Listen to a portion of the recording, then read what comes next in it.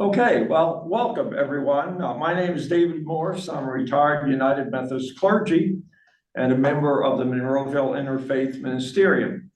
So on behalf of both the Ministerium and the Monroeville Public Library, I would like to welcome all of you, those gathered here and those joining us on Zoom, to our discussion this evening.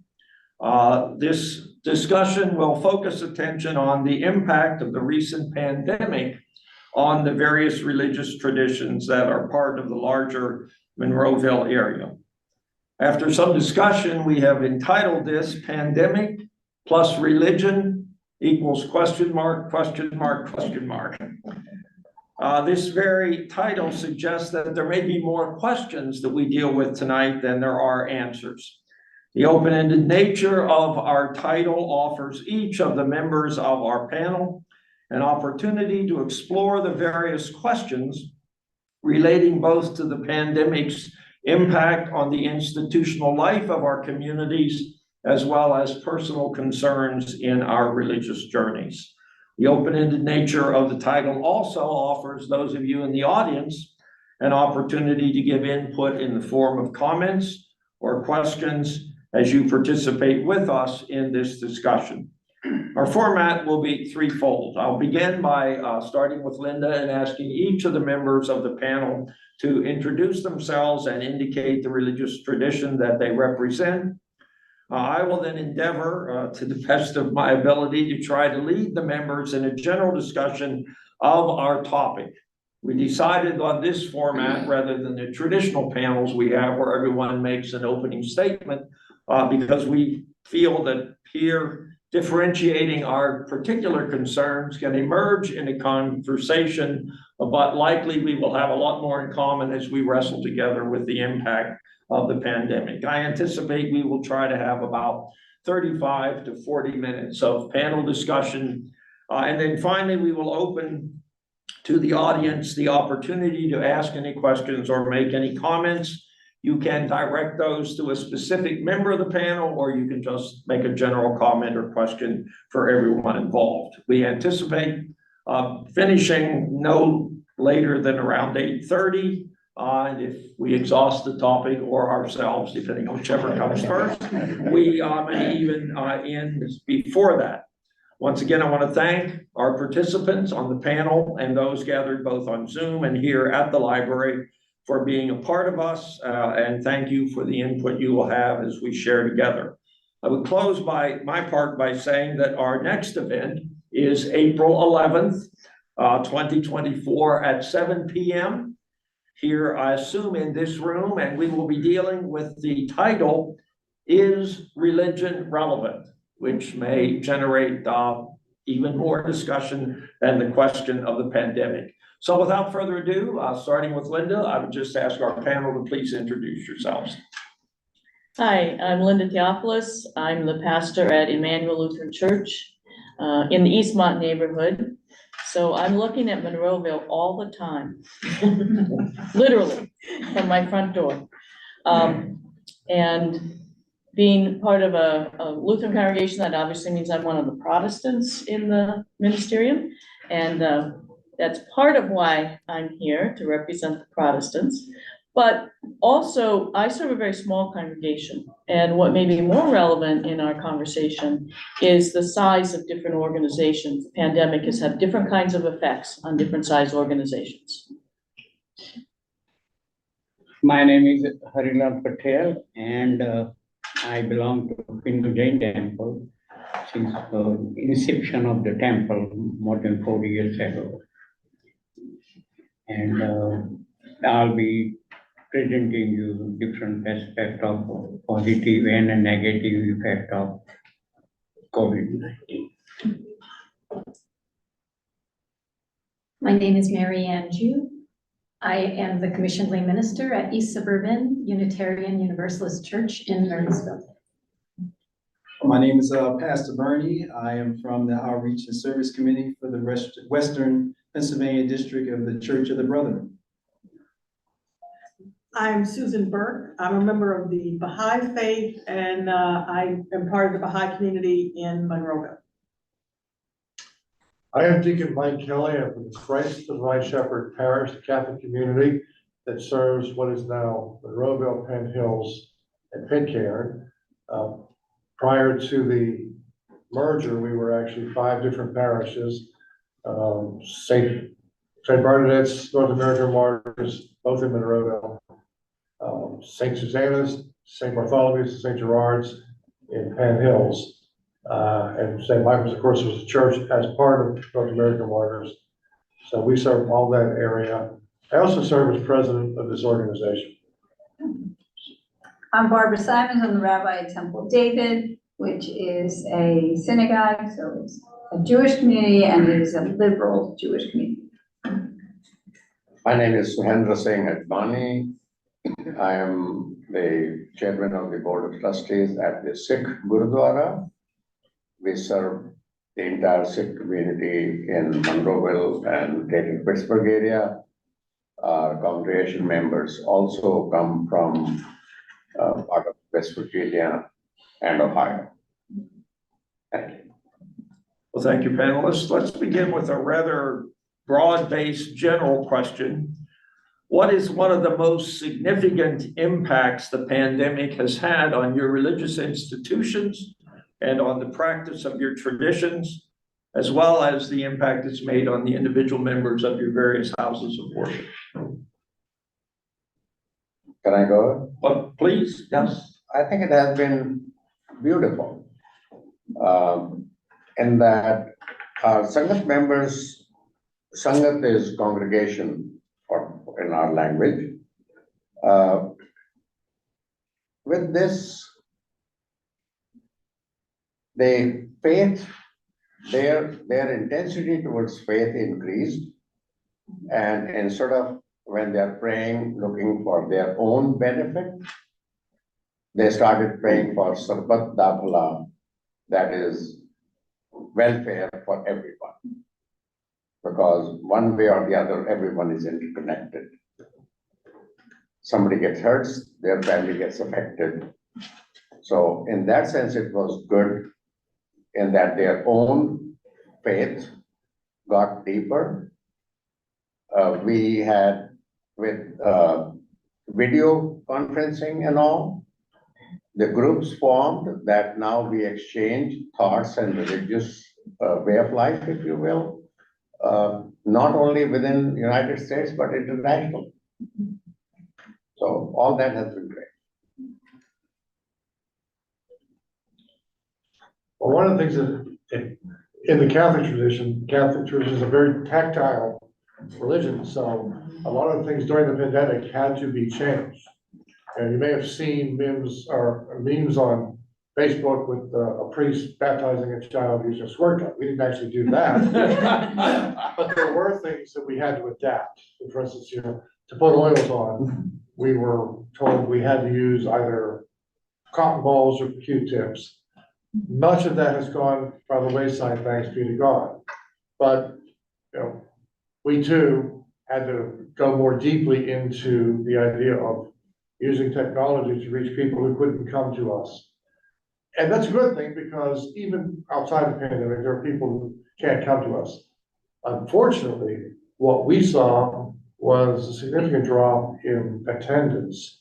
And some of that was maybe attributed to the fact that the obligation to attend Mass was lifted during the pandemic because it was for the safety of the people. And people thought, well, that might be a good idea, maybe we just don't go back. Or they go on our live stream. But I think also part of what Singh was saying is, I think people began to hunger for opportunity to pray and pray together. So that when we came out of the pandemic, many things came back, maybe not as large as they were, but they came back maybe stronger than they were. Well, in the Jain temple, membership is spread out, same as our Sikh brothers, the entire Western Pennsylvania, some Ohio and West Virginia also. So most people could not make it to the temple. However, with the help of technology, Zoom, We carry out every day twice praying to all the deities. So they made it available to anyone who wanted to have it through Facebook and also the Zoom. So more people were attending it on those things than they were in the live before that. However, the visit to the temple was also limited and also curtailed to a certain degree. So that dropped, and that also dropped the revenue, yearly donation, what they will give it to the temple. We carried out during that time providing N95 mask and some food to the elderly who couldn't go anywhere because the store were either closed or could not make it to there.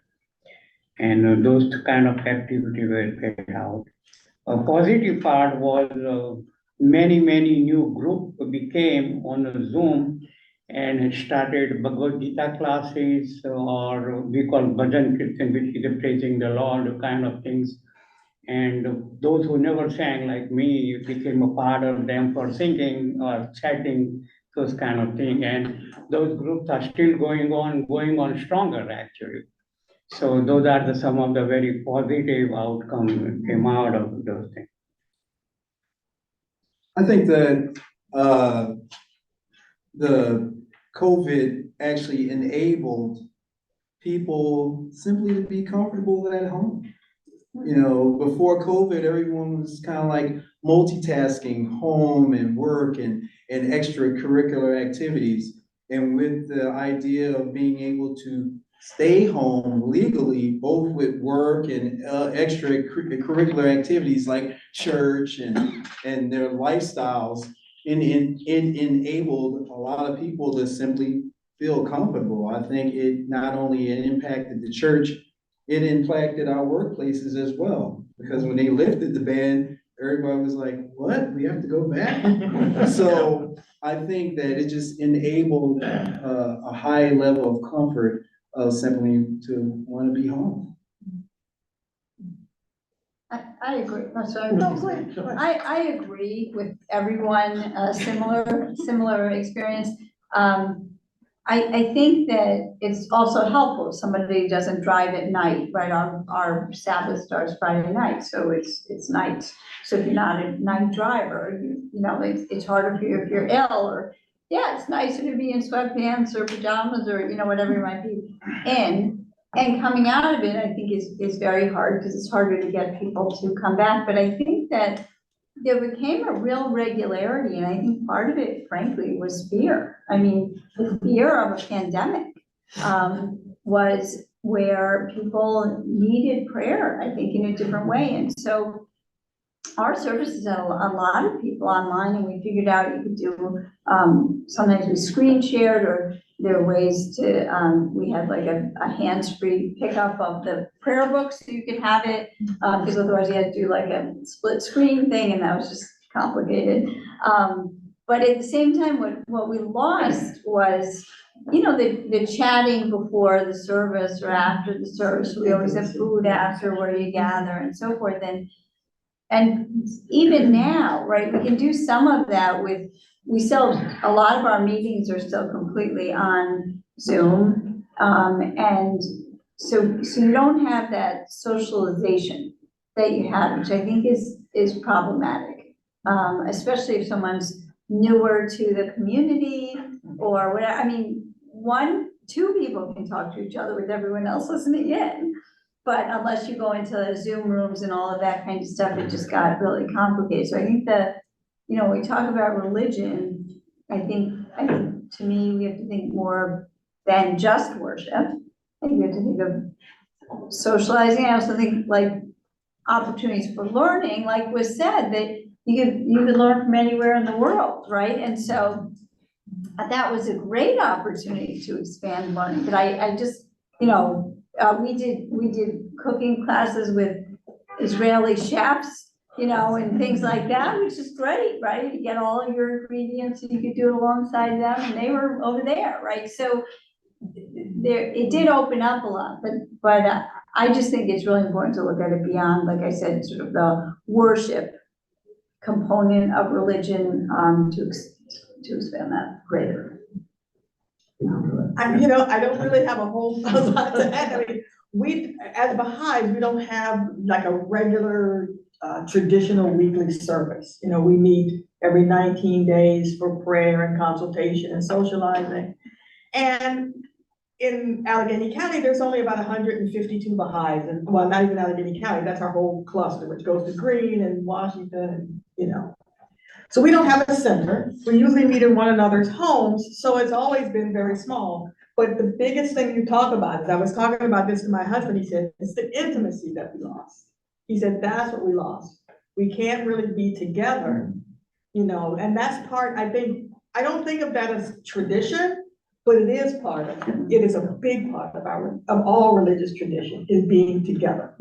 That And that's what's raises, missing. that raises another interesting question, but I wanted to make sure everybody felt like they had a chance to weigh in on what I asked. I think just springboarding off what you said, Susan. So interestingly for us, the intimacy it's different. So when people return to the building, East Suburban is a lay-led congregation of about 35 members.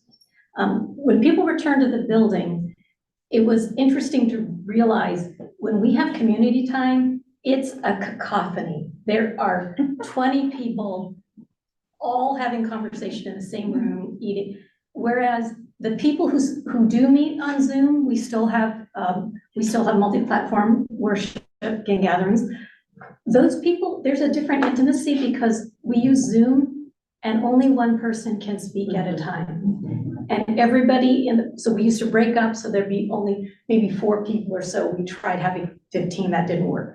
But when it's a small group, there is a different level of sharing, and everybody hears what somebody says instead of in the coffee hour where the people on the left side of the room actually didn't hear that somebody's sister is ill, because that was a different conversation. So it's been interesting, and definitely this is this new format, like, okay, and ditto on many things said. It's been very powerful to be able to create community without geographic limits. May I say one other thing too? And that is that the technology really counts. So before we started, we were all talking about the owl here and all this kind of thing, but at Temple David, the way it's set up is that we have just a computer with Zoom on it that's facing me and facing the choir. And so the people in the congregation don't get to see who's on Zoom, and the people on Zoom can sort of barely make out if they already know the people who they are. And I always say I have the best seat in the house, which isn't exactly true because I don't actually ever sit down, but I'm standing in the best place because I see the people in person and then I see the others on the screen. And many of you can picture our pulpit and so forth, so you can see how it's just hard. We don't have a big screen that could drop down and so forth. So I think it's also an interesting question of as it were, the physicality of the technology is something where I've been doing some speaking engagements in various synagogues, and they have it where the people online can see the people in person, even converse with them back and forth. And maybe some of you we do not have this. So it limits that interaction as well. Well, actually, talking about that technology, we use an iPhone.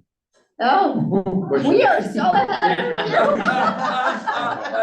We've been looking at other platforms. We use an iPhone, which basically means it's a static image of the altar and the ambo. And we can't see any of the people on there. They can chat with each other, and if somebody's monitoring, they can chat. But beyond that, Right. On Facebook, you're streaming. Are you streaming? we stream it to Facebook and then YouTube. We don't do that part of it, but I can see the people, and when we have a prayer for healing, for example, I will invite them to write in the chat because I can't hear them. It goes through our whole system, whatever. So they write it in the chat, and then I can say it out loud. But it's right. It is interesting, right, to think about the physical technology of all of this. I want to say something about creativity and intentionality.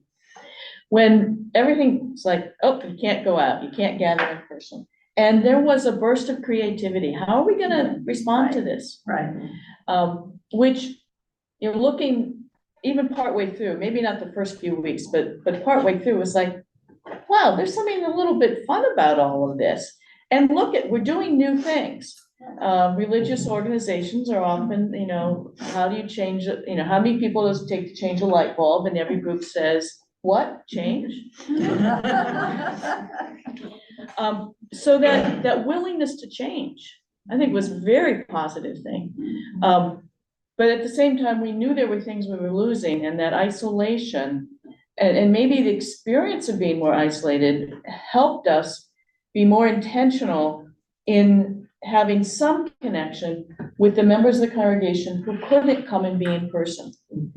And as we've come out of that lockdown quarantine phase, we continue to have members for whom their reason to not come in person is it's health, it's mobility, it's challenges with transportation, which in some cases just simply means they still want to be a part of the manual, but now they're living up in Cranberry.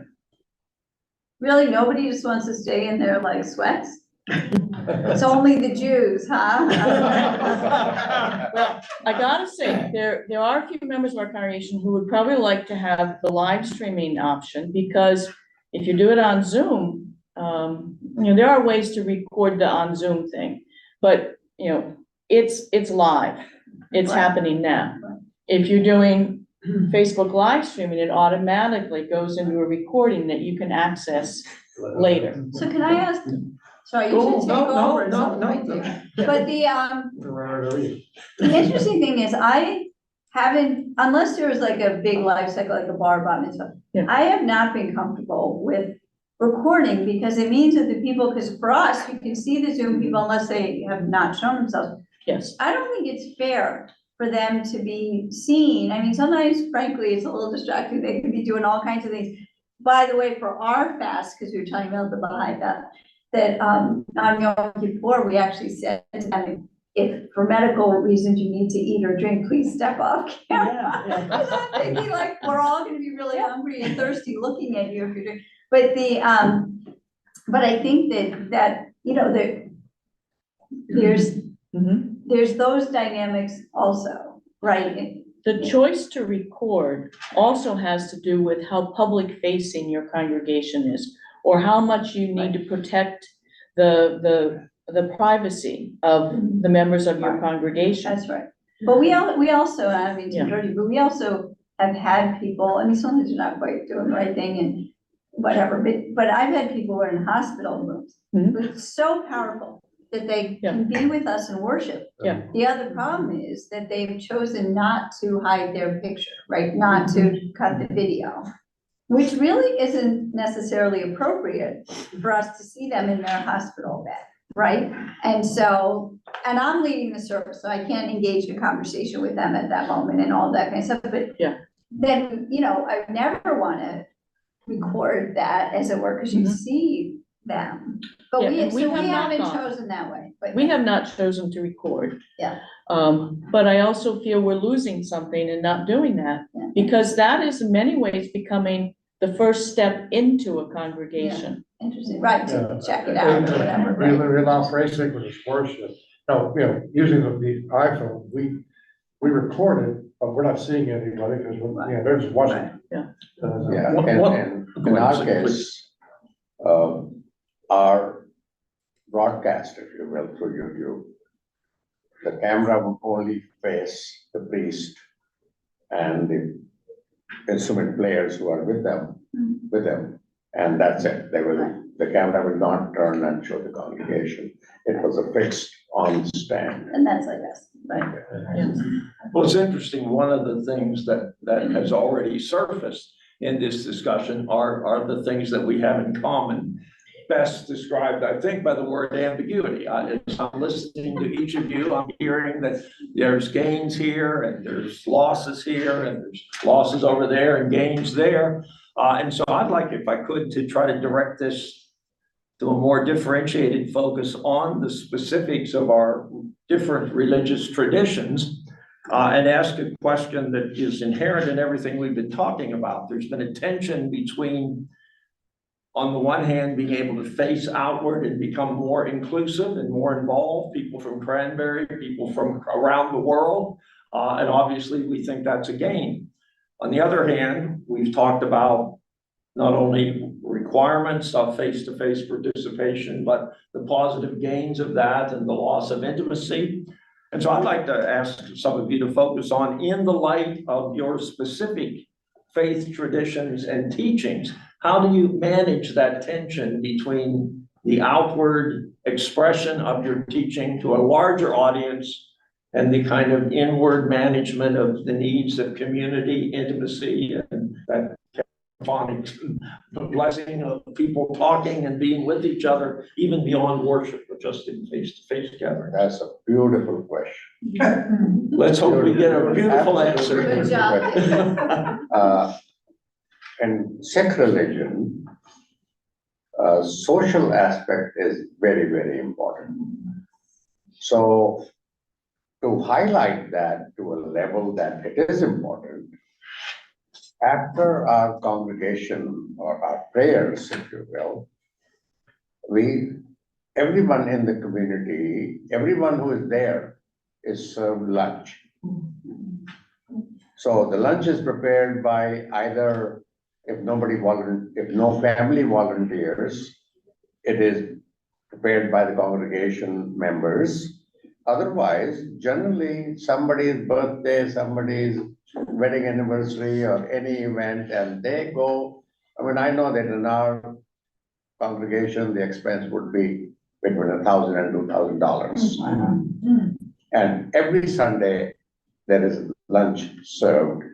And probably last year, we had 3 or 4 meals prepared by the congregation, by the church, or our Gurdwara. All others were volunteered by. So that is a social aspect, because they feel good about what is happening in their life and they want to share with the congregation. So we missed that part. So we definitely missed that part. So as soon as we were allowed to go for the function, our Gurdwara routine, it all came back with gusto, like we didn't miss a heartbeat. One thing, with the Baha'i faith, our 19-day feast, we call it, is usually with the Baha'i community. But each Baha'i is also asked to try to have what's called a devotional gathering with friends, neighbors, all faiths. It's something that just to pray for the world condition and, to increase spirituality. And one good thing about the pandemic, at least for me, that happened is, if we all recall, that was a terrible summer when George Floyd was killed. And I personally decided to start having a devotional gathering, and I did it on Zoom. And the best thing about that, there's some older members of our community who, when people had gatherings that they couldn't go. I have a friend from, someone's brother from Chicago comes, someone from West Virginia. So it's people, and it's continued to this day. I mean, I couldn't stop it if I wanted to. Right. Because people have come to so depend on, and it's an interfaith gathering. I mean, it's Catholics, it's Christians, a young man who's a Unitarian. So it's the kind of that type of outward focus that each of us takes as individuals is in some ways easier, since a lot of people still have things at their homes, and there's no prescription to it. It's really whatever you want it to be. But that has been a big impact, a positive impact. We have churches from Uniontown all the way over to Johnstown. So the Church of the Brethren is a very tight-knit, rural group that is very simplistic, very uneventful when you come to a service. We don't have we have the options, but we prefer the congregational singing. We prefer the traditional assembly, ecclesia amongst ourselves and together. So even though we have the options, and we do have a few churches that have the option of a Zoom, but we prefer to affirm our faith with our presence. And we ensure that when we do have an outreach committee, we have outreach centers. So we offer annually, for example, a comprehensive study for the lay people, like a specific evangelism class that actually you get a certificate afterwards. Or we also have, obviously, we have Sunday school, right? And then as well as outreach, we have comprehensive Bible studies. So these small items during the week keep you engaged with God and keeps the spirit fresh, right? Because that's all we need to keep it fresh, right?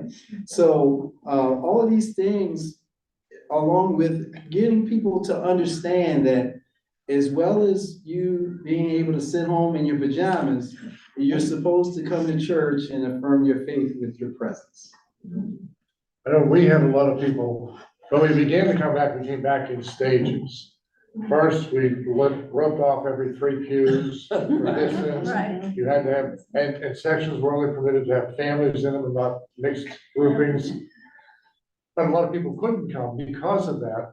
And, you know, as I said, Catholic faith is very sacrament-based. And so, as Linda was saying about change, before the pandemic, the Catholic Church would never thought about drive-through communion and drive-through confession. But we did it. We had to do it because the faith needs of the people were there. So, you know, we'd have people drive around and, you know, the priest would sit there, and if they wanted to look at them, fine. If they didn't, we wouldn't look at them for confession. Wow. And then after the masses, we'd have people lined up for probably half hour, 45 minutes, Wow. receiving communion after the masses were finished. Oh, wow. Now, you know, we've gone away from that now because people are welcome to come back, and unfortunately, they haven't come back in the numbers we would like to see, but that's the next discussion as well. Yeah, right. I think that in terms of religion, in that broader sense of, I think about what the ministerium did. So our communal facing group, the community network, which I've been overseeing, we tried to jump into action, especially around kids dependent on meals at school when school was closed. And so we were meeting weekly and with the school and seeing what we could do and all kinds of things there. So I think that, you know, the cracks in society showed up much more clearly. And so I think that in ways a lot of people were more aware of them and jumped in as best we could to help. So I think that it's good if we can keep in the forefront of our, we don't use the word ministry normally, but ministries, as it were, to make a point of seeing those cracks, right? To think of, you know, that George Floyd was not the only Black man killed, right? But we have to be able to open our eyes to it. And so being able to access that social action, social justice part, especially when we're very isolated, presented its own challenges, but creative solutions that I found really very fulfilling. Regarding Hindus or Sanatanis, doing a prayer or going to temple is not like many other groups having. Every house has a temple at their home, smaller or bigger. In my house, I have a whole big room. Many people have different kind of those things. And we pray there at least twice a day. We light the lamp and then do different chanting, whatever different people do in their way. So at least twice a day, one in the morning, one in the evening, we call morning time, at the sunrise, other is before the sunset at that time. So that part, probably nobody was missing, even though they couldn't come to the temple. However, social part, obviously, that we all would miss it. And that was filled partially using the Zoom, and they were creative enough to do different things other than just discourse or religious things or anything else also. Good part other came out of this one is many people became good close by. Where otherwise before, only when you meet at the temple or some other place, then you chit chat. Here it became a kind of a formal routine to chit chat on. So, the mental health issue which we discussed last 2 years, so the problem part of it, it did not occur much in the community at all. We try to monitor, see if there are people who may need help, except elder people. In general, people were maintaining their normal day activities properly. If I may add, Please.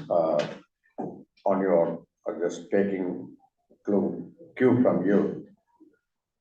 Several of my friends whose families are scattered internationally, parents and grandparents in India and the kids in Australia, Germany, United States, Canada.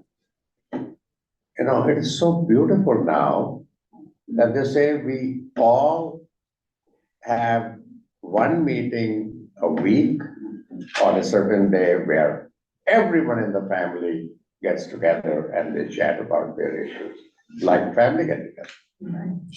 They might have their cup of tea, of course, different times also, one will have a glass of whiskey or wine, one will have a cup of coffee.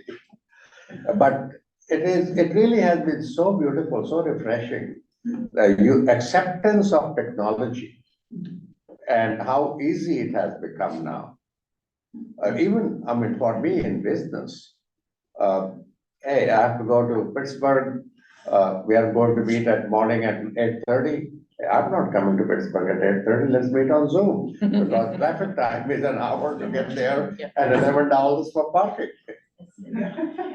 Well, before we move to our audience questions, I want to make sure we give everybody a chance on the panel, but I would just like to risk summarizing one of the things that has come out of this in the midst of recognizing that we all have identified gains and losses. We've identified positive and negative things. The common thread that I'm hearing is that all of us in the midst of our resistance to change have had to grapple with new models for being whatever our tradition is, doing ministry, being in service, maintaining fellowship, expressing the very best in our traditions.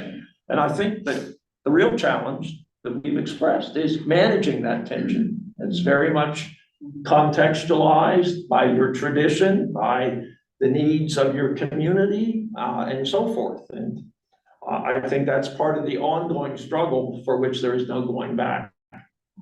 Yes. May I say one thing? Please. So, Yeah. for our worship, we have a choir for some of it and choir director and so forth. And so they all had to become soloists and they began on Zoom, right? No. And they really got stronger in their voices. And one of the funny things was that the choir director couldn't play because Zoom has a delay, right? So it didn't work. So he would do like the opening of each piece, of each prayer or song or whatever, and then he'd stop and the person who was gonna sing would sing. So after like months of this, I finally, on Zoom, because I was talking to Deborah and seeing them, I finally said, I don't even know if you remember the rest of how these all go. Because all you do is like the first 30 seconds of each piece and then you stop playing.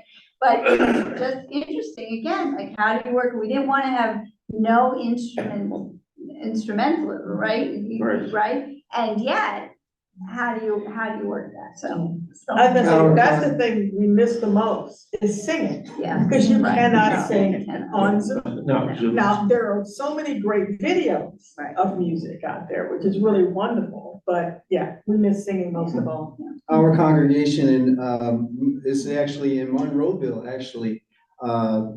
There's one gentleman that, he offers a history of the hymns.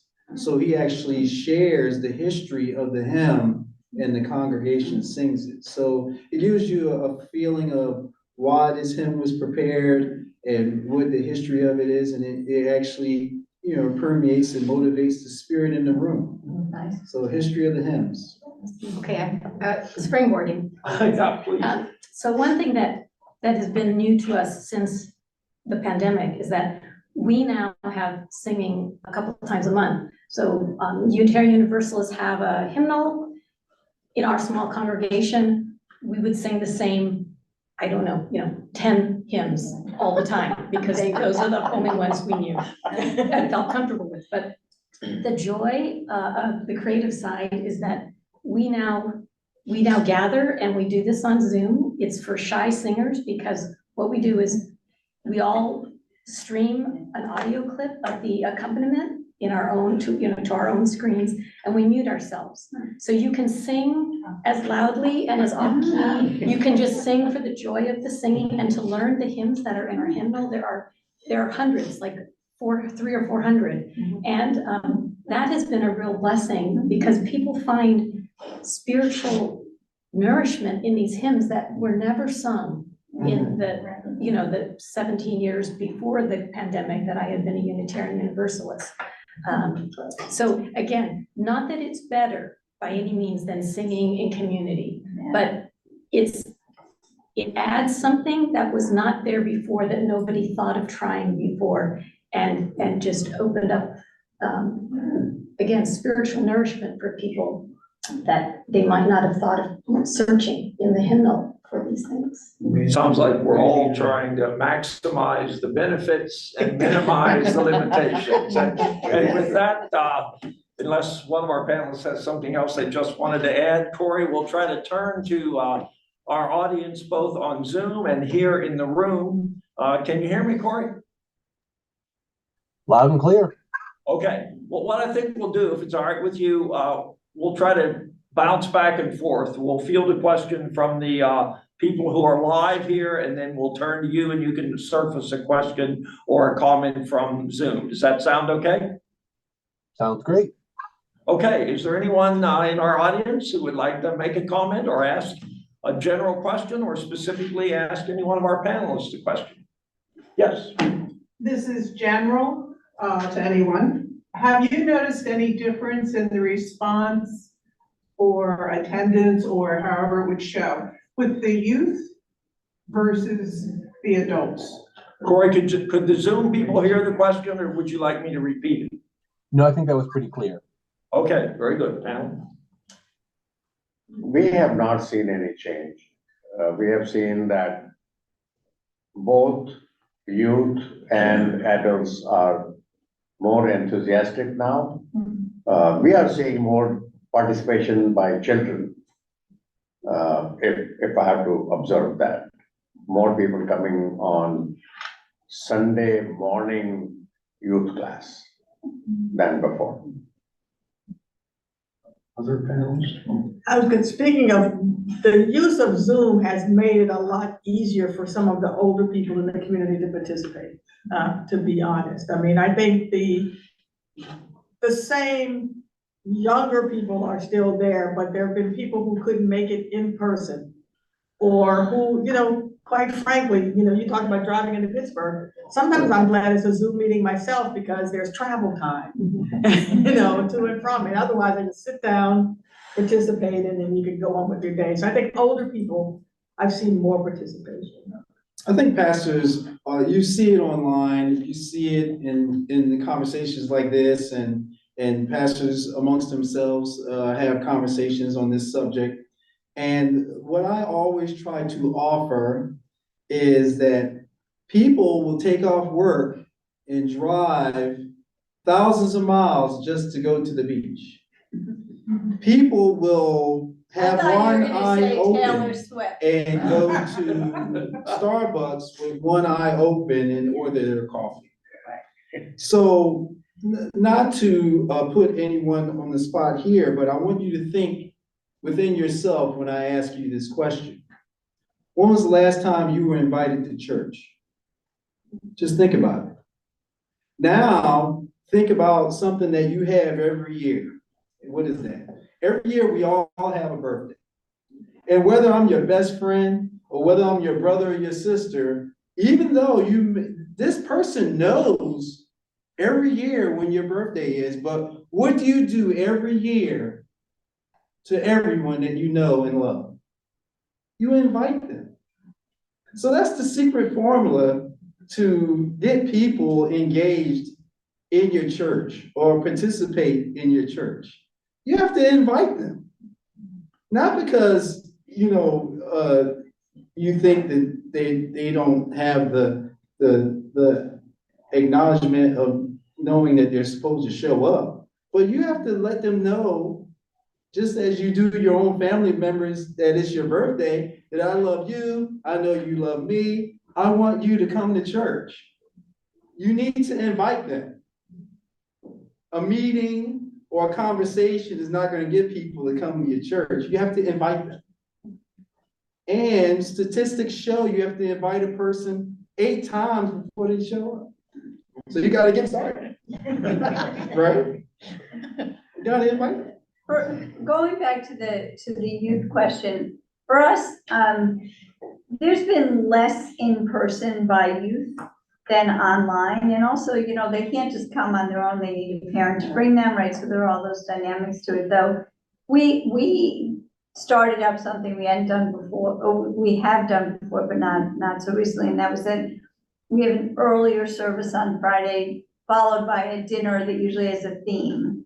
And so it really is taken off. People of all ages come, but they really just see the joy of being together, and for a more creative service, as well as for the food together and their activities for the kids and all of that kind of thing. But we've had some of that challenge with not having kids coming in person as much. As parents bring the kids. They come to this Parents. early one, yes, but I mean for a regular Sabbath service. Yeah. We had 2 different kind of activities for the youth. One is we used to call Sunday school or Vidya Vihar. And those activities we continued through the Zoom, including even small plays or dance and singing and all those things. So they continue very well.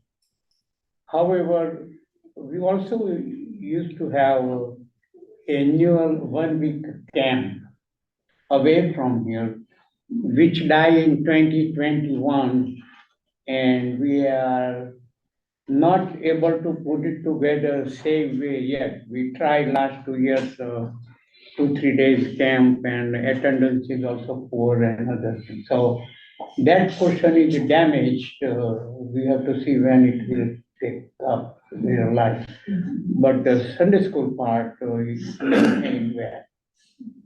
We have retreats every summer at Camp Harmony. Camp Harmony is celebrating their 100th anniversary this year, and it's in the Jerome area, in the Route 119 area near Jerome, Pennsylvania. Camp Harmony. They offer retreats, the camp.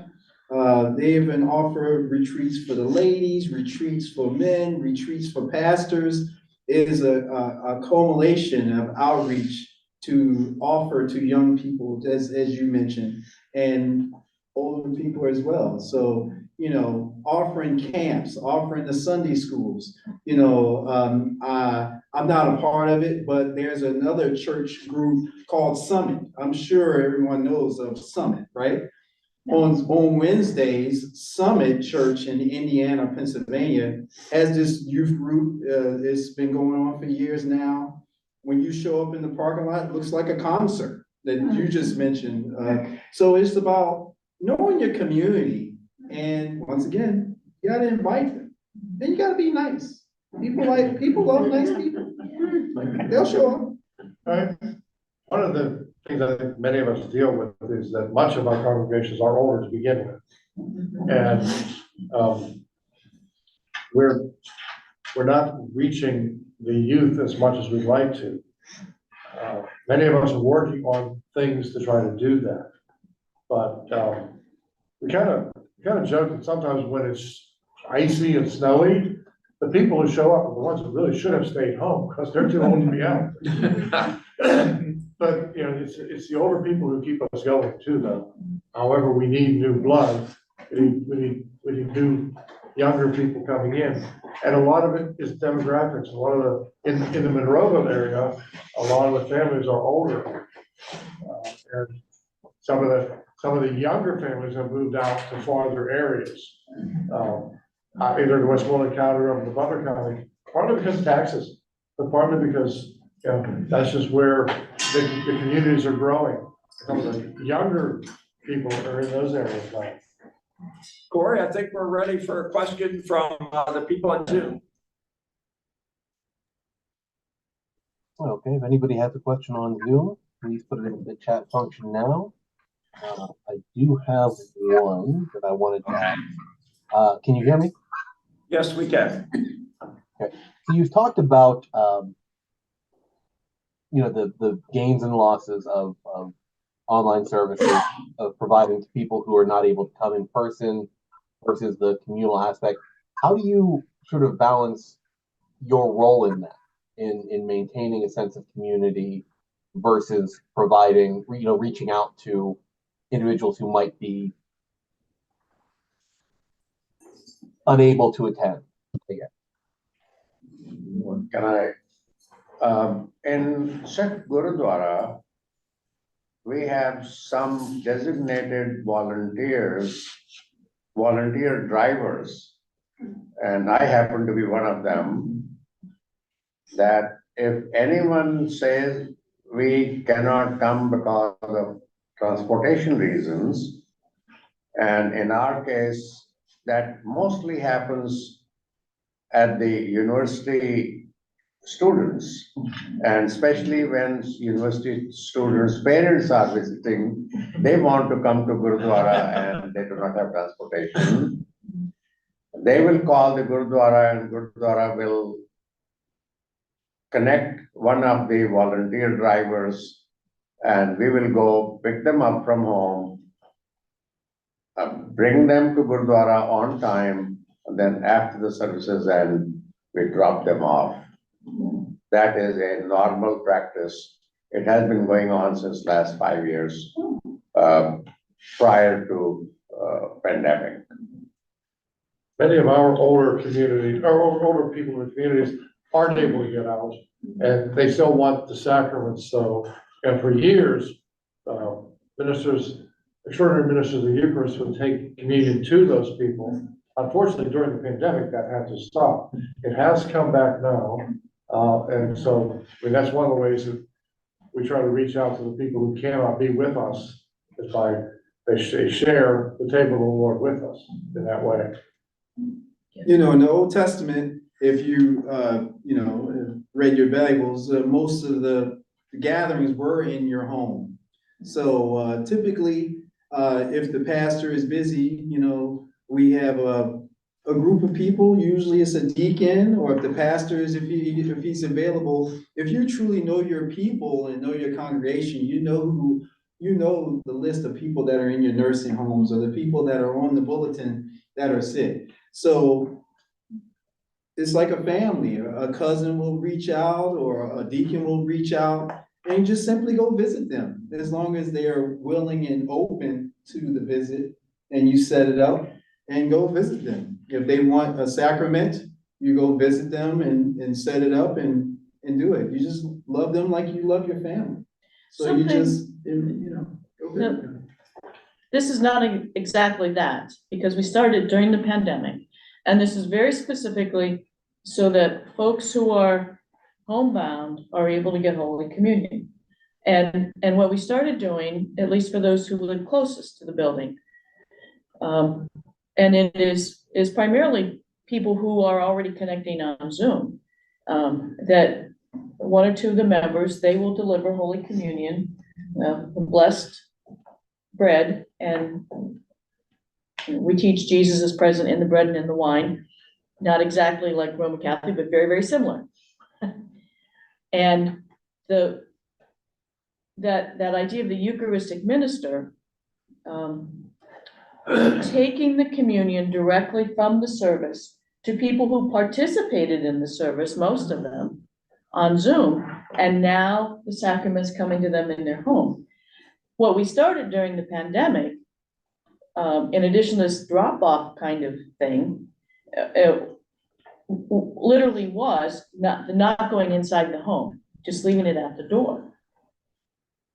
That made more people willing to deliver as well as to receive, and it's continued that way. Yeah, deliver it to the door, yeah. It'd be wonderful to be able to go visit all the people. Yeah. We have 2,500 families in our congregation, that becomes unmanageable, that's why we use so many volunteers, but yeah. But it's similar to what I said about earlier about drive-through communion. Exactly.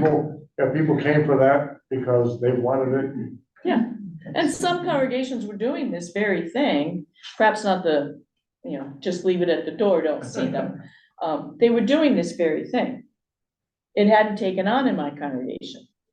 Well, now it's a regular part of everything, including the prayer of blessing for those who are delivering and those who are receiving.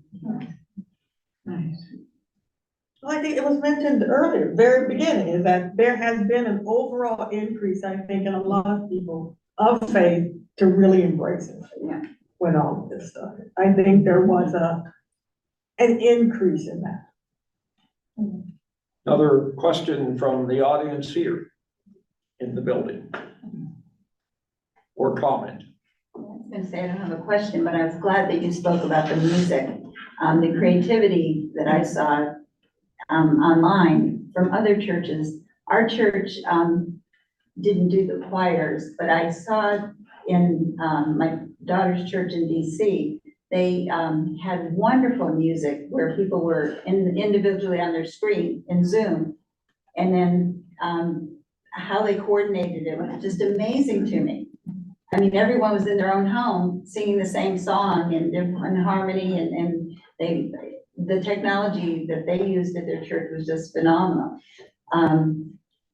We had the organist took music from other services and played that. So I got to see people from Lincoln, Nebraska singing, and that was wonderful, to see the music in other places. So I thought the creativity across the board was amazing. You mentioned that, it's very funny, the high chorus at the House of Worship in Wilmette, Illinois did a similar thing where they had everybody record individually. And then a couple of, about a year or so ago, we had something in November, and there's this man we had this gathering at the East Liberty Library, and there's this man sitting there, and I'm looking at him, and I'm like, I know you from somewhere.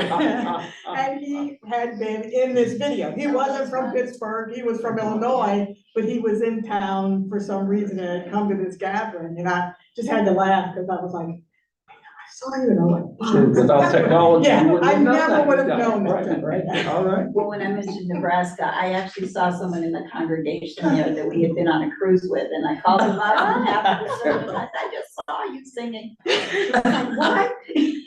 We actually use that device in some of our things for when you're over in faith ministerial. Yeah, right. Pastor Bob Schaefer put together a choir, which of course was all pre-recorded, but then he mixed it. Yeah. It was beautiful. Yeah. The creativity. Yeah. Corey, any more questions in the chat from the folks on Zoom? No, that looks like all we have for now. That's another question here then. Go ahead, Ruth, no problem. Questions. And I don't know how to phrase it, and if this isn't a good question for this, let me know or say, no. But fear. the COVID thing was scary, and I see fear increasing often amongst people's comments throughout everything that you deal with, and I'm wondering if the churches are tapping into thinking about what they need to do to address maybe on a more psychological level that combines with spiritualism to help people. Well, that's one of those questions. It's more like how at the personal level are we helping people manage their own personal life journey? Yeah, it is. I've noticed, I have a sister whose congregation was really impacted by COVID out towards Reading. They lost their leader. And many people in the congregation, and I thought, wow, how are they ever gonna come back together without going? No. You know? Well, yeah. Well, I think that in terms of fear, now, right, and heightened anxiety and a lot of things that are happening in our world, as a service leader, like in that area, just to stick with that area of what I do, I try to, in a sense, bring the world more into worship, to name things, right? So in our morning blessings, there's a whole litany of blessings, very short one-liners that trace the getting up and getting ready for the day things. I don't know how to say this correctly, but broadening them to what God has done in the world. But it traces everything that we get up and we do. You know, we open our eyes and we stretch and we, you know, right, or whatever. So one of them is about being free. And I don't know, I get up, I don't really think about how I'm free necessarily, because unless you weren't free, you probably don't really think about it. But now, very often during this litany of these morning prayers, I stop, which is very abrupt. Like I say, wait, and everyone sort of looks up like, oh gosh, what happened, right? But I say, there are people who are not free, and very specifically now, I point to the Israeli hostages, right, who are not free. And I make the point, of course, of us not taking freedom for granted. And it's a very quick thing, but it's making these prayers that kind of go by. There's a prayer formula, and then somewhere between like 2 to 6 extra words, like that's it, but one after the other, to just make it realize how relevant it is. And I don't have to pause on it, and sometimes I give sermons on it, but I don't have to give a sermon on it to say, this is front and center for us. So for different things, right, but that's just the one that came to mind. I try to do that more, because otherwise we go to worship and we hear what's been written sometimes thousands of years ago and sometimes more recently, but at the same time not speaking to this exact moment in time. Fear can be, actually get you closer to God, right? You know, as a chaplain, you know, you'll go to the hospital and you'll have people approach you that are scared because of their, you know, situation, what's going on in life and what's going on. And you know, in 2 Corinthians 5:11, I'm specifically saying this to you, so in the future, when you feel this way, maybe you can reflect on it. Is that since then we know what it is to fear the Lord, we try to persuade others what we are is plain to God, and I hope it is also plain to your conscience. So, just like young lady just said, you have to have faith in God when the fear develops, and it's designed for you to get closer to God. Something that is important to me to work on is I've been part of a Jewish Christian dialogue, and I'm part of MIM, which have the interfaith relationships. And as there's been an increase of fear, not of COVID, not so much of illness, but fear of other people who are of other groups.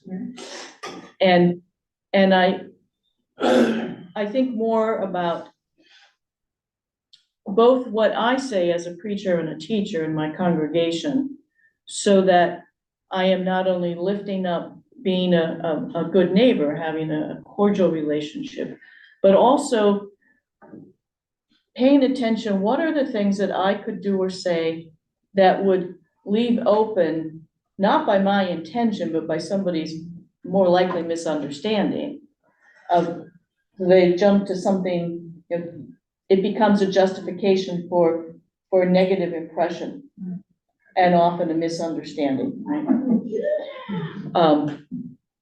The way religion is used, and being part of this group, I know that it's not just Christians, it's not just Hindus, it's not just Muslims. There are so many examples of how one faith group has been against another faith group, and we use our own faith to justify othering and dismissing and then harming. So in the preaching and teaching, how to address those walls that divide, mostly walls of misunderstanding and walls of just not knowing other people.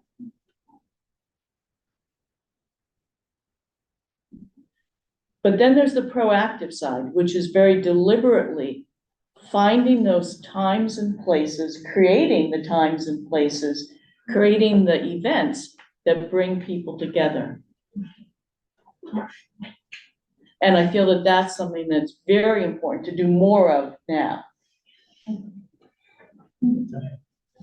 Well, we actually did just that. Last November, we celebrated unity in a Islands of Hope program. A couple of them actually. But specifically in the pandemic, one of the things that we've done is we've kept a section that is mask required, or separate the seatings a little bit. Just so that if people want to feel comfortable, they can. Yeah. I mean, you wear a mask anywhere, but this section, masks are supposed to be worn, so that makes some of the people more comfortable. I'd just like to comment that my personal experience when the pandemic was winding down,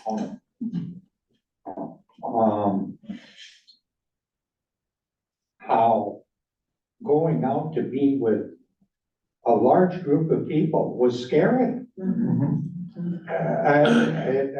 I just feel like, how do I relate to this?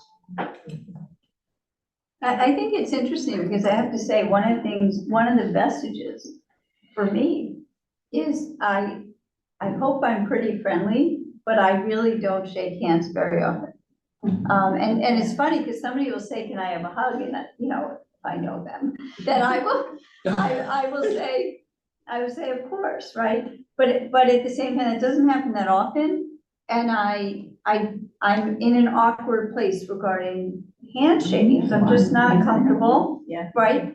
And it used to be that, I'd kiss someone on the cheek or whatever it might be. Someone comes up onto the pulpit for an honor, I'd kiss them on the cheek if they wanted whatever it was, right? I don't know if they wanted, but however way that works. But now it just feels The comfort level. very distant. And so sometimes I really feel awkward. I don't put my hand out. And it doesn't even shoot out on its own accord anymore. Yeah. And so, but that would be my natural way to greet someone. Yeah. Right? And so it's a shame, right? We think about personal touch also.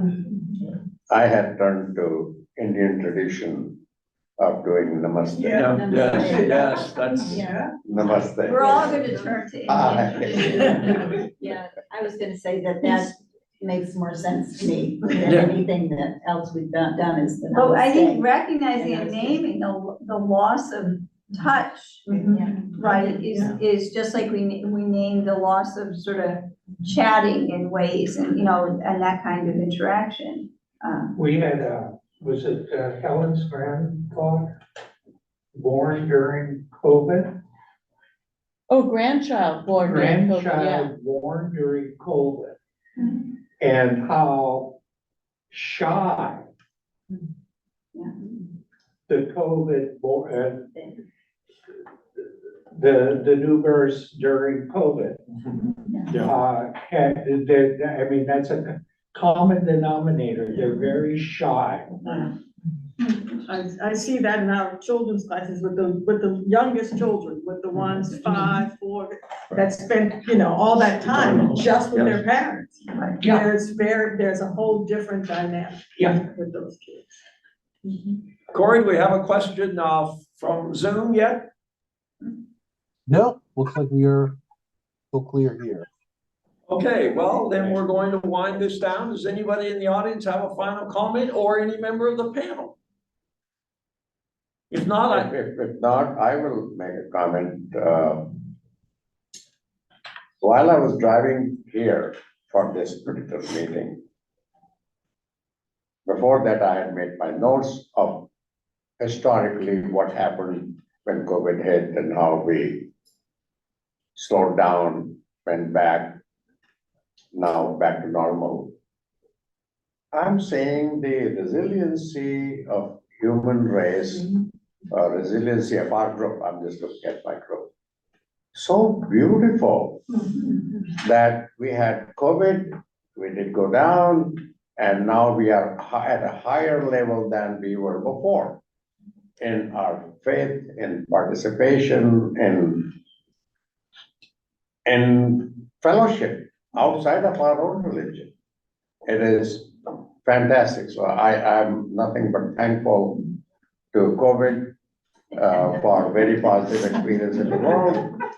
Economics wise, outside of religion, it is beautiful. I have 100 or so employees who used to go to work. Now nobody goes to work, they work from home. UPMC, one of our customers,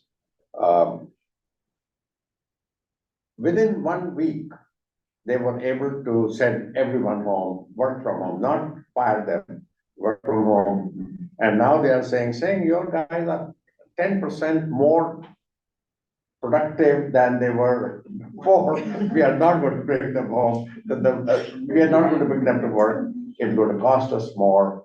So I think it is beautiful. I love the human race, what the innovation has done, how artificial intelligence is helping us. Of course, taking care of our privacy as well, but certainly helping in certain ways. So that's why. So I love how optimistic you are. I love sitting next to Singh. I will say this, that in synagogues, we have plaques for those who choose, who are, when someone has passed away, it says their name and often their date of death and so forth. And there's usually a light next to it, it's lit on the anniversary of their death and so forth. And so we created a communal board for communal tragedies. And I felt that we had to do that to remember all the lives lost during COVID. So I love that we can find the beauty of what happened, but it was just tragic, and so many lives lost, and so much division that became politicized and all of this kind of stuff, that I think that we still need to mark it, right? And so, there's a balance, which is what this panel is about, between multiple parts of a pandemic and religion. You are what you eat and you are what you think.